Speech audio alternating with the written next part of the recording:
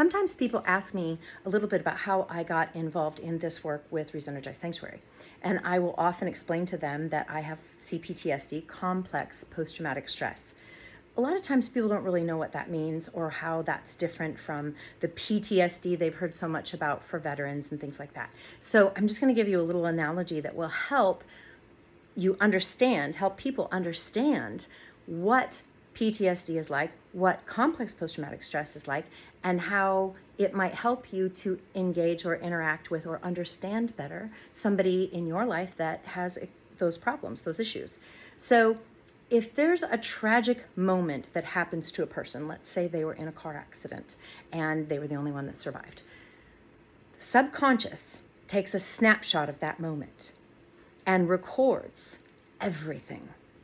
The way it sounded, the songs on the radio, the way it smelled, the people that were around, the temperature and the humidity that was there, whether or not there's like palm trees or whether they're just pine trees because you're in different locations.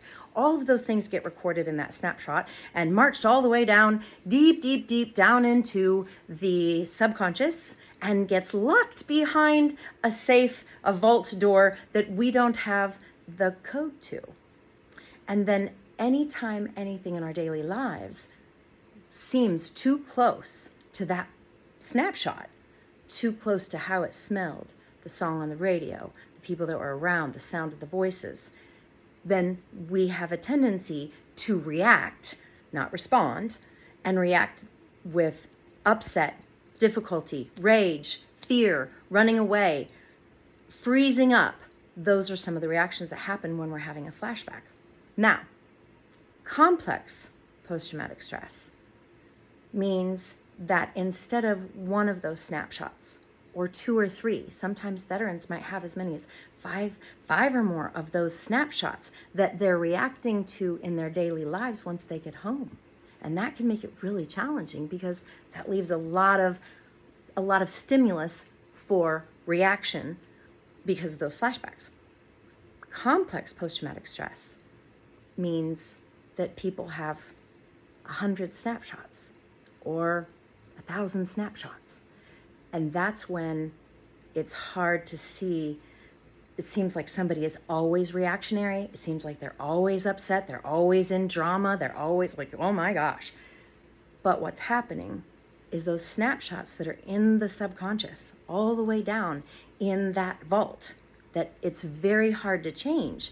It can be done, and there is some really good work being done with EMDR, and I have used that myself and had some really good results. The dilemma is undoing and unwinding and reprocessing one memory, which is really helpful when it's traumatic and I'm still reacting and responding 50 years later.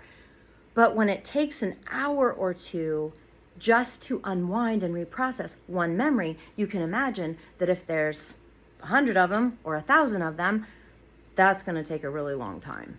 And I might not even have enough lifetime left to do that. So I hope that helps you understand the difference between PTSD and complex post-traumatic stress and how you can become a little bit more trauma informed to understand that those injuries, so to speak, are all inside, sitting in the subconscious where we're reacting. And that's not something that's easy for any human being to access. Subconscious access is difficult. It usually takes hypnotherapy. Bruce Lipton talks about it, and he says there are a couple of ways to get to the subconscious to start rewiring it. One of them is through hypnotherapy. One of them is through playing programs or audio things that you are listening to while you are on your way to sleep or when you are on your way awake, because right in between those two states of conscious and unconscious is a place where the subconscious can be reprogrammed. A little challenging to do, but it's possible. And EMDR can do some of those. And he also said something about super learning. So again, Bruce Lipton, it's a really great resource. He talks about some of those things. I hope you find that helpful.